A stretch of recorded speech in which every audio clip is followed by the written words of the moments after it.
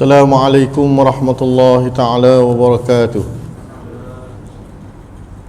Innal hamdalillah nahmaduhu wa nasta'inuhu wa nastahdihi wa nastaghfiruh wa na'udzu billahi min shururi anfusina wa min sayyiati a'malina. Man yahdihillahu fala mudilla lahu wa man yudlilhu fala hadiya lahu. Wassalatu wassalamu ala rasulillah wa ala alihi wa ashabihi wa man da'a bida'watihi wastanna bisunnatihi waqtada bihadihi ila yaumiddin.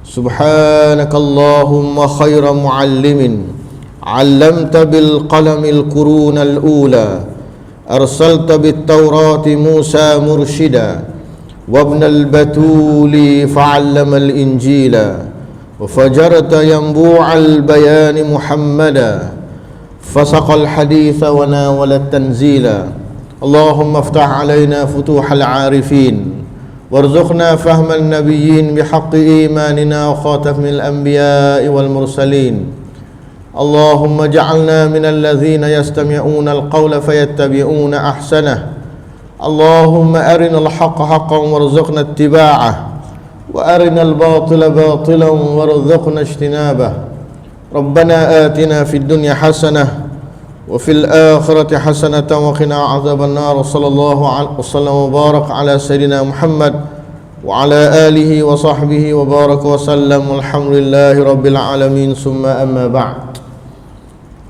Dimuliakan tuan-tuan haji, puan-puan hajah, sidang hadirin, sidang jemaah yang dimuliakan Allah Subhanahu wa taala sekalian.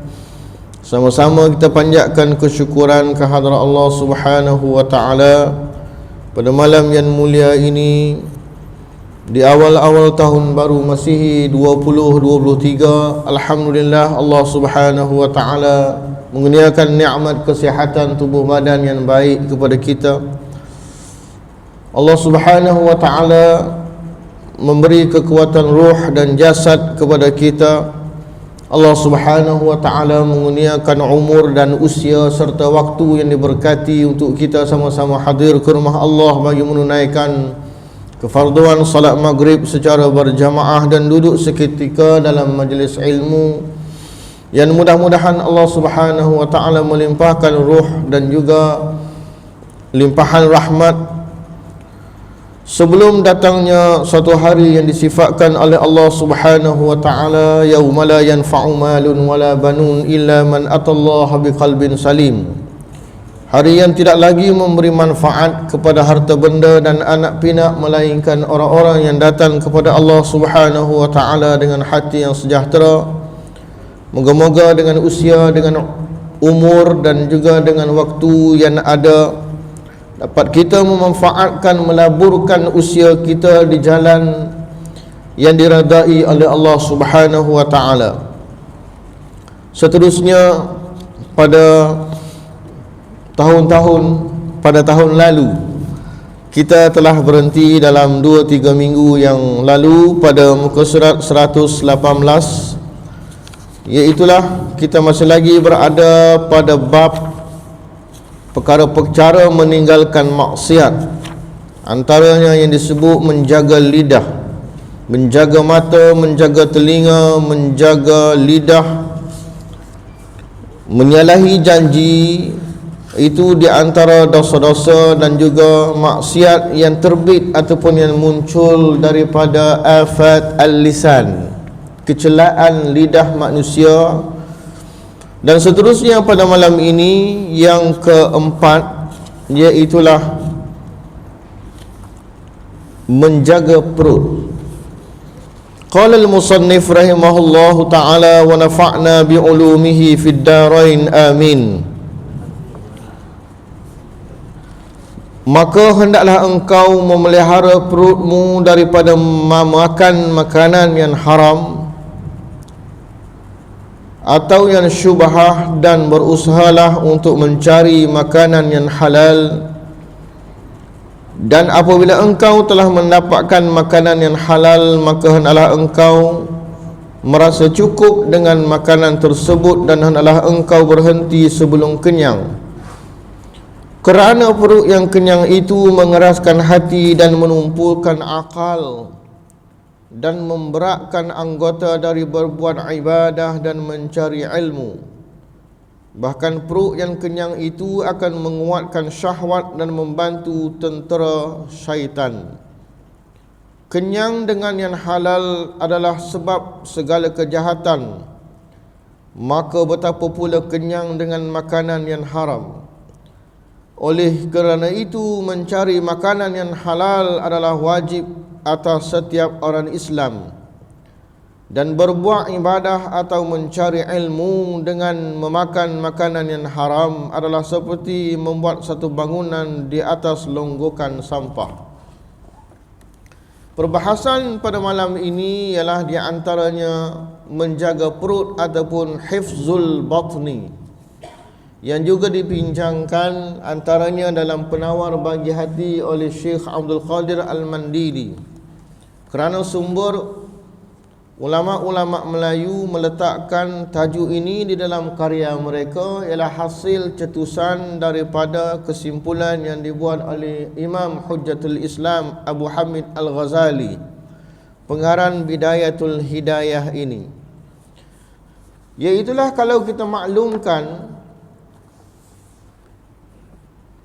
kebaikan perut, dia ada kebaikan ataupun faedah bersifat duniawi dan juga ukhrawi. Iaitulah perut ini kalau dari sudut kedoktorannya dia merupakan punca ataupun jalan kepada penyakit. Apabila perut kita sihat, maka segala anggota badan yang lain akan turut sihat.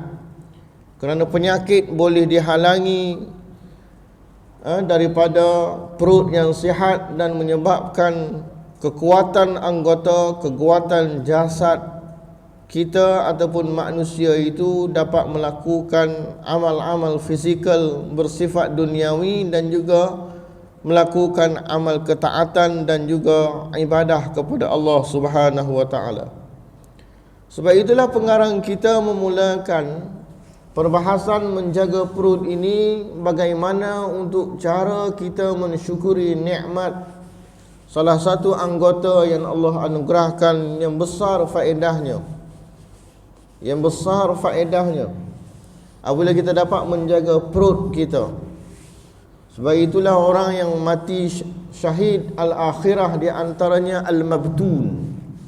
Ini disebutkan dalam hadis Nabi SAW beberapa golongan orang yang mati syahid al-akhirah. Perempuan yang mati kerana bersalin beranak. Orang yang mati meninggal dunia kerana ditimpa kerana lemas, kerana ditimpa satu benda bebanan yang berat. Dan antaranya ialah al-mabtun, orang yang mati meninggal dunia kerana sakit dalam perut. Syahidul akhirah. Sebab itulah semasa hidup di dunia, perut yang menjadi punca penyakit ini dia hasil daripada pemakanan, makanan yang disuap melalui mulut tersebut. Dan dari sudut tazkiyah, ilmu tasawufnya, bagaimana sang hamba tersebut boleh mensyukuri nikmat yang Allah anugerahkan kepadanya melalui anggota perut ini dengan menjauhi memakan makanan yang haram, apatah lagi memakan makanan yang syubhah. Dan apabila engkau telah mendapatkan makanan yang halal, maka hendaklah engkau merasa cukup dengan makanan tersebut. Dan hendaklah engkau berhenti sebelum kenyang, kerana perut yang kenyang itu mengeraskan hati, menumpukan akal, memberatkan anggota dari berbuat ibadah dan mencari ilmu. Ini dia antara rumusan kalam Imam Syafi'i rahmatullahi alaih. Begitu juga hadis daripada Abdullah ibn Mas'ud daripada Nabi SAW bersabda, al-istihya'u minallahi haqqal haya' an tahfazal ra'sa wa ma wa'a wa tahfazal batna wa ma hawa. Sifat malu pada Allah yang sebenarnya ialah engkau menjaga kepalamu. Menjaga kepala dengan maksud menjaga panca indera yang ada di sekitar kepala manusia itu, iaitulah mata untuk penglihatan, telinga untuk pendengaran dan setiap yang sekitarnya, dan engkau menjaga perutmu serta apa yang ada di dalamnya. Menjaga perut termasuk menjaga hati nurani manusia daripada melakukan dosa dan maksiat kepada Allah Subhanahu wa taala. Apatah lagi pengarang kita mengatakan, walaupun sesuap nasi yang kita katakan sah dan ternyata daripada sumber yang halal, boleh menyebabkan ianya mendatangkan keburukan, kerosakan. Apatah lagi sesuap makanan yang disuap ke dalam mulut tersebut daripada makanan yang haram, wal'iyadzubillah. Sebab itu dalam hadis Riyadhus Salihin yang dihuraikan oleh Ibnu Allan dalam Dalilul Falihin, syarah kepada, tidak, dalam hadis 40 tuan-tuan, ada di tengah-tengah itu bagaimana seorang hamba mengadu pada Allah Subhanahu wa taala. Hadisnya panjang juga, yang mana doanya tidak diterima oleh Allah Subhanahu wa taala. Lalu Allah Subhanahu wa taala seolah-olah menempelak dan menjawab, bagaimana aku hendak kabulkan secara mafhumnya doa kamu ini, sedangkan ta'amuhu haramun wa malbasuhu haramun wa mashrabuhu haramun fa anna yustajabulah. Atau kama qala sallallahu alaihi wasallam. Mafhum hadis tersebut seolah-olah Allah menjawab, Nabi menjawab, bukan Allah, ini bukan hadis kursi. Nabi sallallahu alaihi wasallam menjawab bagaimana doa itu hendak diterima oleh Allah Subhanahu wa taala sedangkan pakaiannya, makanannya, minumannya daripada sumber yang haram. Fa anna yustajabulah. Bagaimana hendak diperkenankan doa yang dipohon oleh sang hamba tersebut dengan asbab pakaian, sekalipun makanan yang disuap ke mulutnya, minumannya daripada sumber yang haram. Pada hari ini tuan-tuan, barangkali kita jelas, kita dengan kudrat tangan kaki 4 kerat, barangkali gembeling tenaga, pergi kerja, balik kerja, orang yang banting tulang kerja sendiri dan sebagainya. Tapi pada hari ini juga kita melihat bagaimana harta-harta dan juga wang ringgit dan juga sumber punca pendapatan tersebut mesti sewaraya yang mungkin kita bermuamalah dengan muamalah yang syariah compliant. Kita nak simpan ke dalam bank dan sebagainya, kita nak beli hartanah dan sebagainya, hatta nak beli rumah sekalipun, ada sebelum disign kontrak ataupun agreement tersebut, disuruh pilih. Kadang-kadang dia nampak kita orang Islam dan sebagainya, automatik dia tanda yang patuh syariah pada hari ini. Benda yang kecil sahaja, tapi penting untuk kita orang-orang Islam pada hari ini yang berinteraksi dengan dunia moden pada hari ini, tidak dapat tidak, mesti sedaya yang mungkin kita lari daripada riba yang tidak nampak.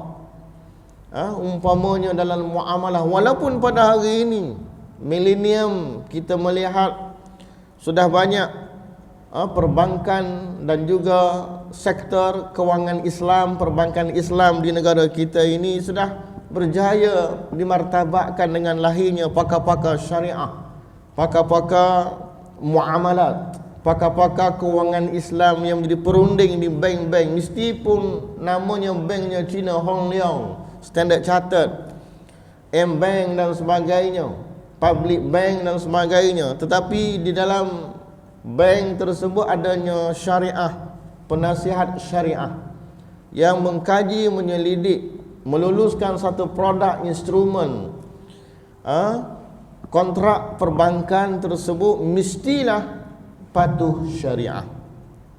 Dan pada hari ini tidak habis dibincang isu muamalat kewangan Islam semasa di dunia moden pada hari ini. Kerana apa? Untuk memartabatkan kewangan Islam, untuk melarikan dan juga memulihkan dan membendung, mengawasi harta-harta orang Islam yang disimpan, yang dilaburkan, yang digadaikan, yang dipajak dan sebagainya, daripada terkena bahana riba tanpa disedari. Kerana hadis Nabi SAW, talabul halali faridatun ba'dal faridah. Mencari yang halal itu merupakan satu kefarduan ba'dal faridah, selepas daripada kefarduan yang kita buat. Sembahyang, sujud, rukuk wajib, kefarduan, solat Jumaat. Tetapi selepas itu step yang keduanya ialah talabul halal, mencari yang halal dalam kehidupan kita.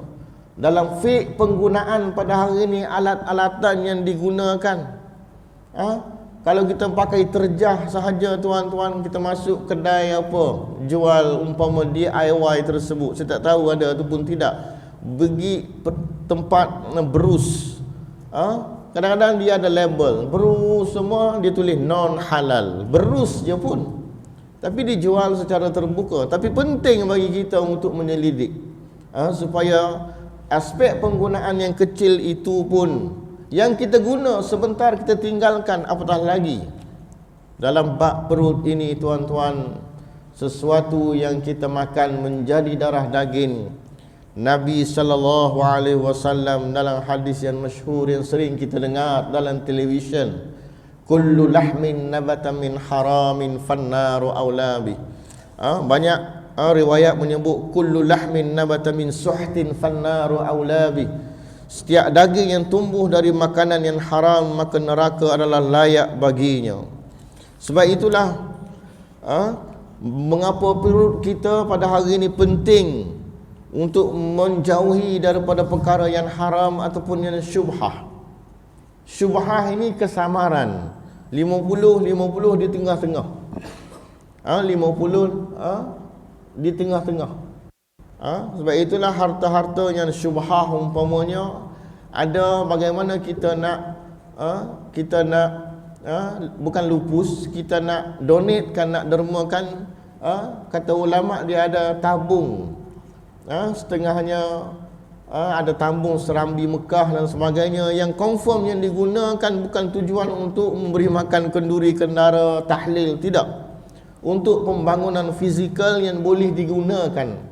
Harta yang syubhah, duit sekalipun, yang biasanya kita berikan kepada tabung tersebut, yang pemegang amanah dia akan gunakan duit tersebut yang berupa, kita katakan, harta-harta syubhah daripada orang Islam ini, yang akan digunakan untuk memajukan, membuat pembentungan parit air dan sebagainya, tali air, jalan raya dan sebagainya, tar dan sebagainya, yang boleh digunakan bukan hanya orang Islam, bahkan ke seluruh masyarakat.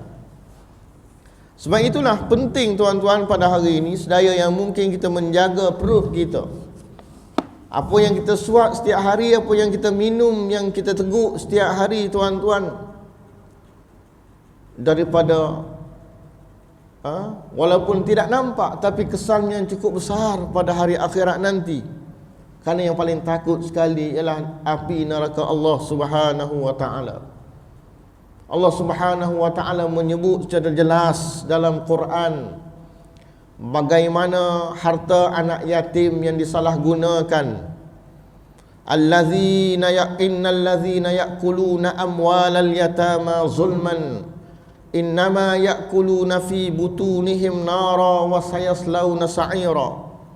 Sesungguhnya orang-orang yang memakan harta anak-anak yatim secara zalim, yang diberi hak untuk mengawasi, menjaganya sahaja, apabila dia idza balagal rusydu, dia mencapai umur kewarasan, tahapnya berakal, matangnya, diserahkan harta tersebut, bukannya dia ambil kerana dia masih kecil dan sebagainya.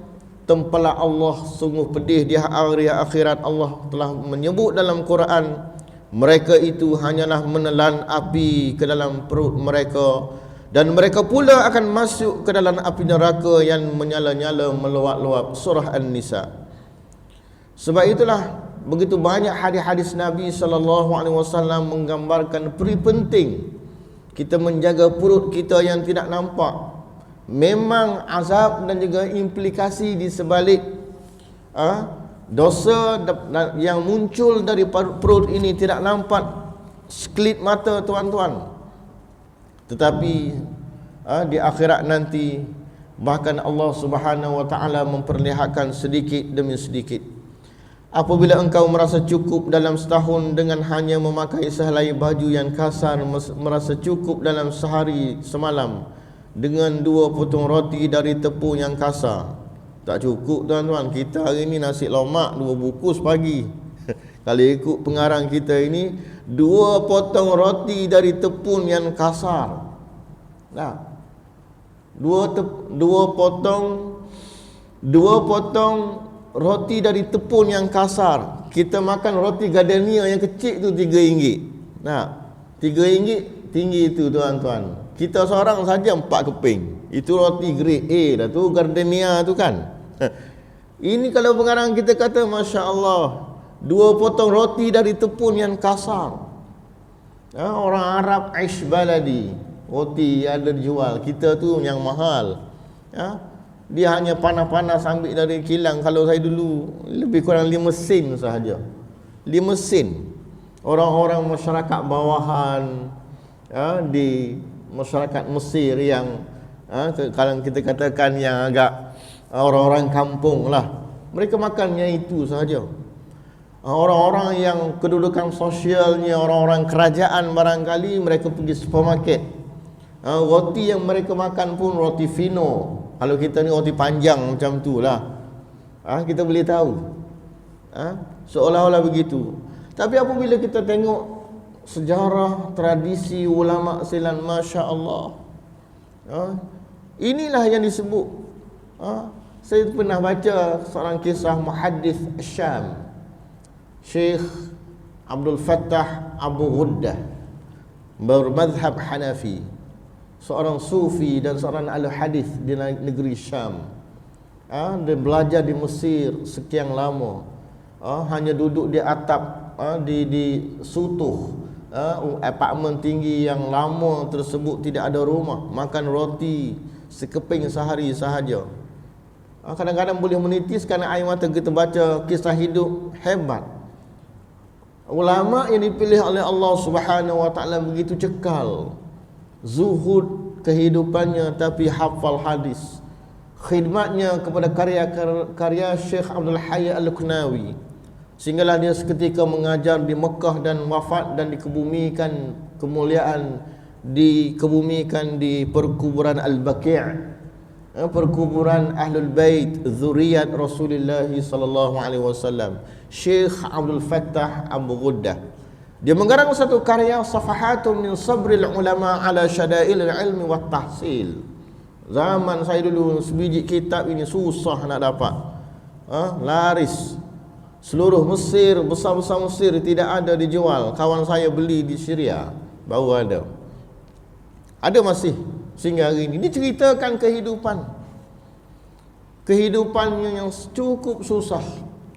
Semasa belajar di Al-Azhar, suatu ketika engkau mampu meninggalkan kelazatan gulai, maka pasti makanan yang halal itu cukup bagimu, harta yang halal itu. Tapi kita alhamdulillah pada hari ini senang, celek mata, malas masak. Barangkali Grab Food ada, orang muda pandai lah. Kita tak pandai sangat. Food Panda orang hantar, bayar RM3 delivery saja kan. Tak nak makan makanan kampung, hari ni nak makan western, boleh beli western, celek mata. Alhamdulillah sangat mudah, melimpah ruah nikmat. Hanya Allah Subhanahu wa taala beri satu saja nikmat yang besar juga yang berkaitan dengan perut, telan dan merasa. Kita dapat telan makanan tuan-tuan, alhamdulillah. Dapat minum air jus, alhamdulillah. Apa yang terjadi tuan-tuan, makanan yang begitu lazat sekalipun, tapi kita terlantar di pembaringan, Makanan yang paling mahal, yang paling lazat sekalipun, walaupun makanan yang paling mahal, yang paling sedap sekalipun, kita akan merasa pahit untuk menelannya.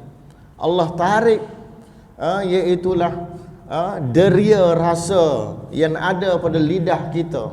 Allah tarik halkum kita daripada untuk menelan air jus yang begitu sedap untuk turun ke perut. Tapi alhamdulillah begitu besar nikmat Allah berikan mulut kita, bukan hanya untuk petah berkata-kata, untuk kita baca Quran, untuk kita berzikir, untuk kita bertahlil, untuk kita baca Yasin, tetapi lebih daripada itu untuk kita menelan makanan yang lazat dan sebagainya. Harta yang halal itu sebenarnya banyak dan engkau tidak dituntut memeriksa sampai kepada perkara-perkara yang kecil. Bahkan memadailah bagimu bahawa engkau menghindari apa-apa yang telah engkau kenal pasti bahawa harta itu adalah haram dan engkau sangka baik. Engkau sangka bahawa ia adalah haram dengan bukti-bukti yang nyata yang telah ada pada harta tersebut. Pada hari ini sumber pendapatan tuan-tuan, kawan saya belah sana sikit, saya tak sebutlah, dia ada satu premis yang disewakan untuk franchise 7-Eleven. Satu hari dia jumpa saya, "Ustaz, macam mana ni Ustaz? Kedai ni milik saya tetapi ada penjualan minuman keras." Nah, sudah confirm 7-Eleven, tetapi dia boleh tetapkan dalam agreement sebenarnya, kan? Bukannya 7-Eleven beroperasi 24 jam, ada yang hanya tutup pukul 12 tengah malam. Mana itu perkara boleh buat, kita katakan. Pasal apa? Tiap bulan kita akan menerima sewa 3,000 sebulan, hasil daripada premis yang disewa oleh syarikat franchise untuk kedai serbaneka 7-Eleven. Boleh letakkan dalam agreement sepatutnya dari awal sebarang penjualan minuman keras tidak dibenarkan. Tempat lain tidak tahu, kerana dia berkaitan dengan sumber yang kita dapat bulanan.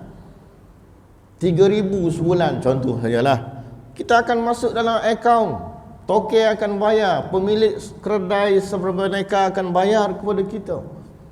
Benda yang tidak nampak tuan-tuan, tapi kadang-kadang menjadikan satu kerusinan kepada dia. Barangkali dia jumpa saya, bagaimana nak jalan keluar. Apatah lagi pada hari ini profession jenis pekerjaan kita yang terlibat dengan kita katakan perkara-perkara syubhah dan sebagainya. Ya, memang kerja sukar pada hari ini. Anak-anak muda yang ada degree dan sebagainya hanya menjadi cashier di kedai-kedai serbaneka yang tidak dapat lari daripada barangkali mengangkat tin Tiger dan sebagainya. Sebab itulah kita beri pilihan dalam situasi ini, jika sedaya upaya ada kerja lain yang dapat memastikan kehidupan kita, sumber pendapatannya yang diberkati. Walaupun gajinya 1,300, murah sedikit, kerja di kedai itu 1,500, 200 sahaja lebih. Atas dasar kita sebagai seorang Islam, untuk menyucikan jiwa kita tidak terlibat dari perkara-perkara yang syubhah tersebut, aula kita ambil. Walaupun kerja kita tahu zaman ekonomi meleset pada hari ini, tapi pentingnya talabul halal faridatun ba'dal faridah. Mencari yang halal itu merupakan satu kefarduan selepas daripada kefarduan yang wajib. Adapun harta yang sudah nyata haramnya, maka hal ini sudah tidak perlu diterangkan lagi. Dan harta yang disangka haramnya dengan beberapa tanda ialah seumpama harta raja-raja yang zalim dan pegawai-pegawainya. Harta orang yang tidak ada pekerjaan kecuali hanya meratapi orang mati, menjual arak, bermuamalah dengan cara riba, berjual beli seruling, alat-alat muzik dan seumpamanya.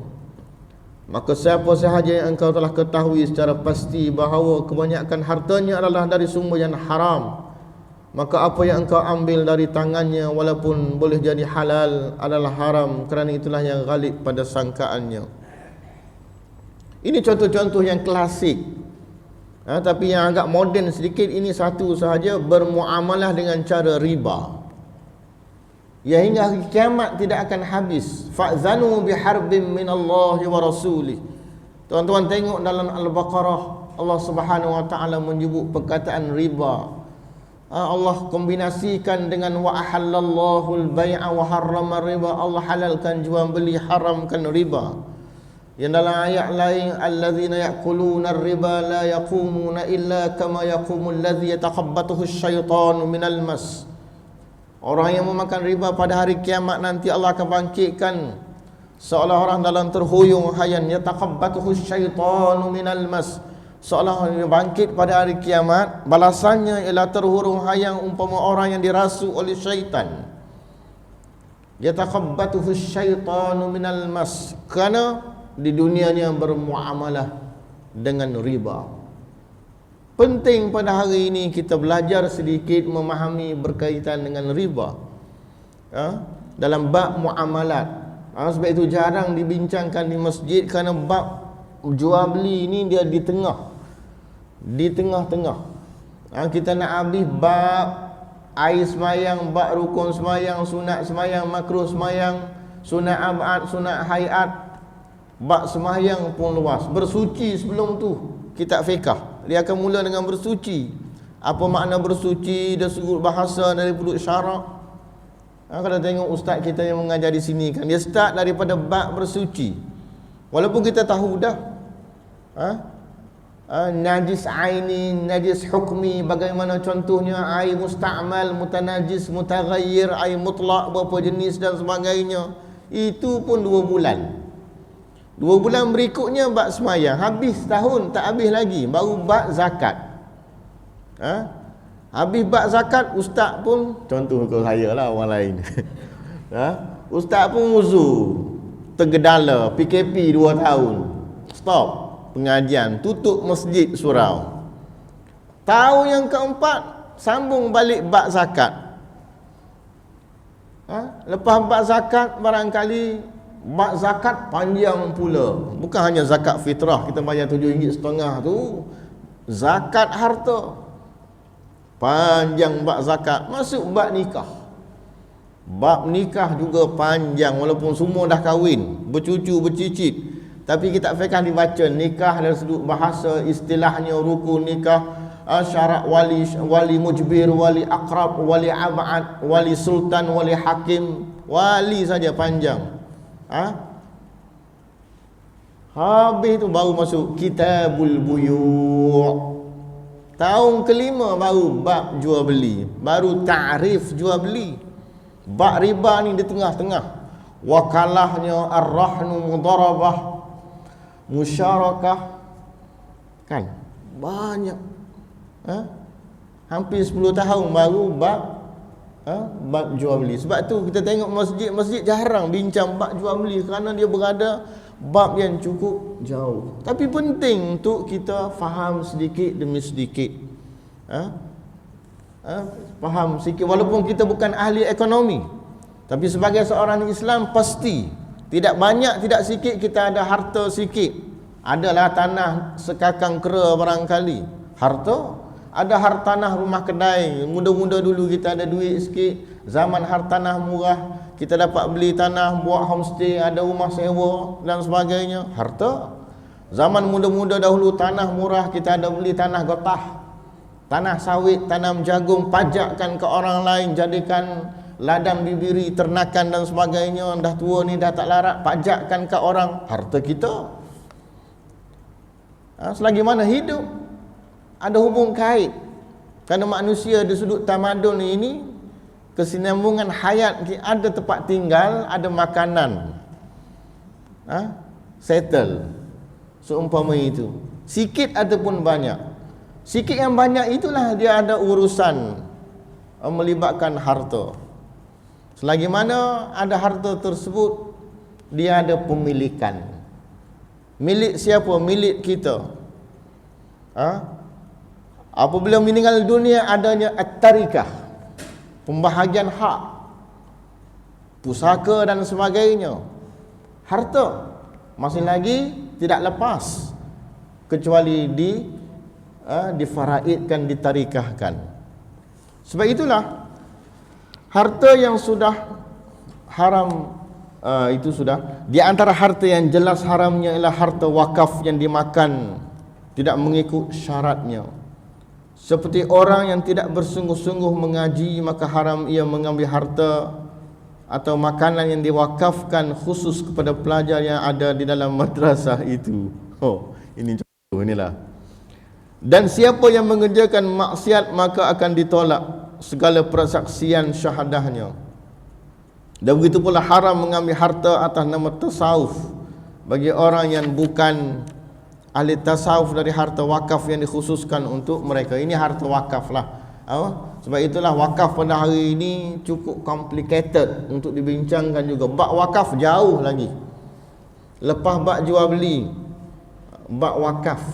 Bukan kita hanya nampak wakaf tanah kita, jadi tanah perkuburan serah kepada maim Baitul Mal, tak kira. Saya niatkan tanah saya ini untuk saya wakafkan untuk dijadikan tanah perkuburan. Itu betul. Tapi wakaf pada hari ini lebih complicated bagaimana tanah yang asalnya wakaf di tepi jalan, tapi kerajaan nak ambil tanah wakaf ini kerana nak buat jalan, nak buat ECRL dan sebagainya, nak buat pembetungan jalan dan pembesaran jalan dan sebagainya. Tanah wakaf, adanya wakaf istibdal, digantikan dengan nilai yang semasa, dialihkan tanah wakaf seolah-olah nilainya dibeli ke tempat lain dalam kampung, wakaf istibdal dan sebagainya. Sebab itulah pada hari ini penting kita menyelidik dan juga merancang pengurusan harta kita dengan sebaik-baiknya. Barangkali ada kuliah bab faraid di sini, itulah yang dibincangkan sedikit sebanyak. Dan telah kami sebutkan keterangan yang luas tentang harta syubhat, halal dan haram dalam kitab Ihya Ulumuddin, kitab yang lebih tinggi Imam Ghazali. Maka hendaklah engkau merujuk ke sana kerana mengetahui cari harta yang halal adalah wajib dan mencari harta yang halal adalah wajib seperti wajib yang kau sembahyang 5 waktu. Yang saya sebut talabul halali faridatun ba'dal faridah. Sampai level mencari yang halal dalam kehidupan kita pada hari ini. Yang kita hanya guna tersebut berus, yang kita guna kita letakkan. Pakaian kita umpamanya itu tidak menjadi masalah. Yang paling besar di sini hifzul batni, memelihara perut daripada sumber pendapatan yang kita dapat, yang kita suap ke mulut kita pada hari ini, pastinya itulah yang dipersoalkan. Jika sekiranya ianya syubhah apatah lagi haram wal'iyadzubillah, itulah yang kita takutkan. Kullu lahmin nabata min haram fannaru awlabi. Sebab itulah kita merasakan hidup yang tidak tenang, rezeki yang tidak cukup. Banyak dah gaji dia, barangkali sebulan apa gaji banyak, 7,000 lah kita katakan, contoh sajalah. 7,000, 8,000 ni banyak gaji ni. Tapi tidak merasai kecukupan dalam hidup. Sekejap sekaja. Itu kena cek, kena muhasabah. Bagaimana aturan kerjanya, puncanya, ya, begitu. Dan yang paling penting dalam bab harta ini tuan-tuan ialah berzakat bagi orang yang ada gedung perniagaan, kedai dan sebagainya. Ya, kedai jekyll di Shah itu di N-Lot. Saya pernah naik saja, tak beli pun, tapi saya nak pergi jekyll 2 hari lepas kan. Berapa ratus juta? 300 juta. Terbakar 2 tingkat tu 300 juta. Kain lansirnya, kain semuanya, banyak 300 juta ni kerugian yang ditaksirkan. Sebab itulah kita mesti memastikan sumber pendapatan yang akhirnya kita akan suap ke mulut kita menjadi rezeki kepada kita, ianya 100% daripada yang halal. Yang halal, bukannya melalui cara ihtikar, dapat duit pendapatan tapi melalui cara tipu orang. Dapat duit, jualan runtuh akhir tahun 2022, tapi dengan cara kita monopoli barangan, dengan cara tipu dan sebagainya, ghish. Man ghashana falaysa minna. Siapa yang menipu dalam perniagaan bukan dari kalangan kami, kata Nabi SAW. Banyak sekali dalam bab muamalat pada hari ini. Dapat duit banyak, keuntungan banyak, margin ledgernya, tutup akaun akhir tahunnya, banyaknya keuntungan, banyak sikit zakat pendapatan perniagaan dia akan keluar pada tahun tersebut, tapi dia akan merasa sayang. Manusia yang cintakan harta, hatinya tumbuh perasaan sayang, dia akan sayang, sayang ni nak pergi kepada pusat zakat Melaka ni, banyak ni 20,000 ni, 20,000 zakat, pendapatan banyak lagi. Sebenarnya zakat itulah di antara falsafahnya, kata almarhum Yusuf Al-Qaradawi dan ulama, kalau kita tengok dalam ekonomi, iaitulah untuk membersihkan harta sang hamba tersebut daripada sumber syubhah, sumber yang haram. Maka berzakatlah. Memang kita akan nampak harta kita sedekah, harta kita berkurangan, zakat kita keluarkan, tulis cek 30,000, 60,000, keluar zakat perniagaan. Harta kita tak ada, duit kita sekelip mata, tidak ada deduct daripada akaun bank kerana keluar zakat. Tetapi yakinlah, itulah sebenarnya besarnya ganjaran yang Allah akan perlihatkan, yang akan kita raih bagi mereka yang ada gedung perniagaan zakat pendapatan, yang ada ladang ternakan, yang ada ladang sawit dan sebagainya, zakat pertanian dan sebagainya. Tapi zakat perniagaan lah yang banyak dalam dunia moden pada hari ini orang kita terlibat. Dan zakat tersebut dilaburkan, dia serahkan, dibayar 2.5% tersebut dengan taksiran-taksirannya tersebut. Walaupun duit kita tidak ada dalam akaun, tapi yakinlah, percayalah, besarnya pahala menanti sang hamba tersebut. Dia tidak akan merasa rugi. Orang yang benar-benar bertakwa, dia akan tolak semua itu, sayangkan harta, dia tidak akan merasa rugi kehidupan duniawi. Bahkan dia menjanjikan ketenangan ketika di alam barzakh, harta yang ditinggalkan, kerana telah lepas dari lehernya, dia telah menunaikan bukan hanya hak manusia, bahkan hak Allah Subhanahu wa taala dengan amalan berzakat tersebut. Bukan hanya menyuburkan ekonomi umat Islam, mempertingkatkan ekonomi ummah, maka menolong golongan innamas sadaqatu lil fuqara'i wal masakin. Asnaf dalam surah At-Taubah tersebut, orang fakir, orang miskin, orang yang berhutang, orang yang berbelenggu dengan hutang, ar-riqab, wal muallafatu qulubuhum, orang yang muallaf yang baru dijinakkan masuk Islam dan sebagainya. Itulah diagih-agihkan pada hari ini.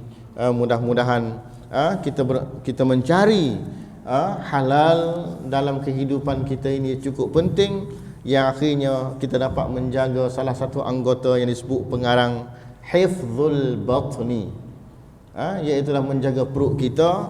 Di samping kita makan yang kenyang sangat pun, kata Imam Syafi'i, boleh melemahkan kita daripada beribadah. Contoh yang mudah tuan-tuan, bulan puasa, 2-3 bulan lagi puasa Ramadan tuan-tuan. Bulan Ramadan kita makan banyak buka puasa tuan-tuan. Nak sembahyang 2 rakaat isyak, 4 rakaat isyak tarawih pun tak larat tuan-tuan. Kenapa? Kita makan banyak sangat. Dah banyak sangat ni. Hari pertama puasa, kedua puasa, banyak sangat. Air 3 jenis.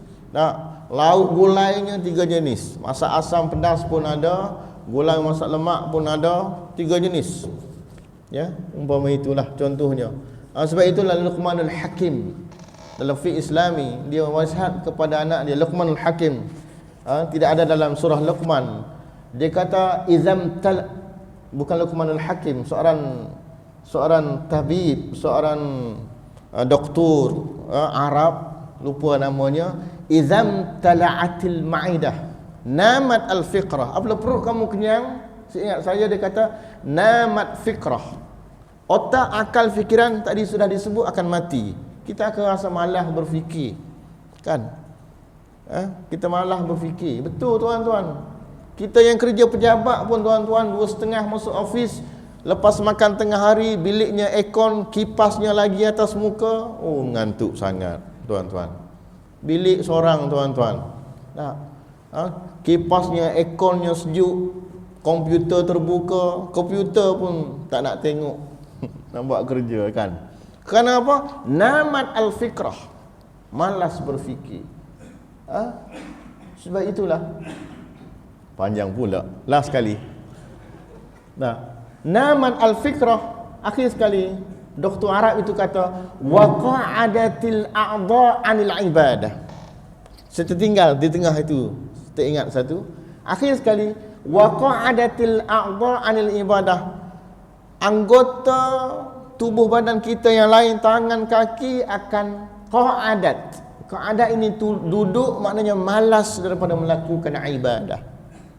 Kenyang kan, macam kucing bunting itu umpamanya. Jadi malas untuk melakukan ibadah. Sebab itu Nabi SAW last kali tuan-tuan pernah berpesan kepada Aisyah, ya Aisyah, adimi qur'a babil jannah bi al-ju'. Wahai Aisyah, lazimi oleh dirimu dengan mengetuk pintu-pintu syurga dengan berlapar. Dengan maksud tuan-tuan, kehidupan as-salafus salih yang banyak berlapar ini tuan-tuan, dengan maksud berpuasa banyak dalam kehidupan, mudah-mudahan kita menjadi pengikut jalan as-salafus salih yang banyak hidupnya bukan zuhud, tetapi banyak berlapar dalam kehidupan. Tapi yang kita makan sekalipun tuan-tuan mestilah ikut time. Nah, jangan makan tengah harinya pukul 3:30. Jangan makan sarapannya pukul 10. Tak elok sebenarnya. Kena ikut time sebenarnya. 7:30, 8 sarapannya, 1:30, pukul 2, pukul 3 itu makan tengah hari. Kita pada hari ni yang boleh datangkan penyakit kerana makan tak ikut time. 10, 7 setengah dah makan nasi lemak, 10:30 makan lagi mi goreng, 1:30 nasi asam pedas ikan jenak, 3:30 benda lagi Haiti dia kata, goreng pisang, keledek dan sebagainya, 6:30 makan lagi. Setiap waktu kita makan. 8:30 pukul 9 makan lagi KFC, McDonald. Nak tidur pun makan lagi. Masya Allah. Begitulah. Memang kiri kanan belakang depan pada hari ini kita boleh makan, tapi berpada-pada kerana perut ini sumber penyakit, dan kita sedaya yang mungkin mencari redha Allah Subhanahu wa taala dengan amalan as-salafus salih radhiyallahu alaihim. Antaranya pesan Nabawi tadi, ya Aisyah, adimi qur'a babil jannah bil ju'. Wahai Aisyah, lazimi ketuk pintu syurga dengan berlapar, iaitulah berpuasa dalam hidup kita. Mudah-mudahan kita semua diberkati oleh Allah Subhanahu wa taala. Wallahu subhanahu wa taala a'lam. Wassalamualaikum warahmatullahi taala wabarakatuh. Bismillahirrahmanirrahim. Alhamdulillahirabbil alamin, wassalatu wassalamu ala asyrafil anbiya'i wal mursalin, sayyidina wa maulana Muhammadin wa ala alihi wa sahbihi ajma'in. Allahumma anfa'na bima 'allamtana wa 'allimna ma yanfa'una wa zidna ilma wa alhiqna bis salihin. Rabbana atina fid dunya hasanah wa fil akhirati hasanatan wa qina adzabannar. Sallallahu ala sayyidina Muhammad